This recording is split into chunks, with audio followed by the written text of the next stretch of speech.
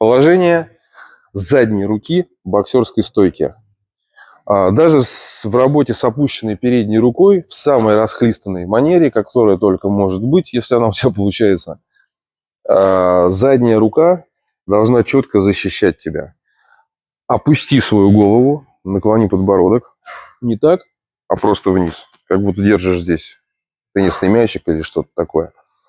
Поставь кулак или открытую ладонь где-то в районе своей брови, вот здесь повыше. Не здесь, не вот здесь она ничего не защитит. Как будто бы ты поправляешь капюшон руками.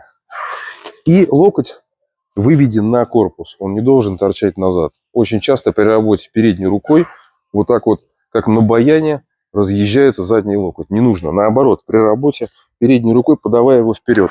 И эта задняя рука, как бронь, будет защищать тебя от всех атак. Друзья, подписывайтесь на мой телеграм-канал в шапке профиля.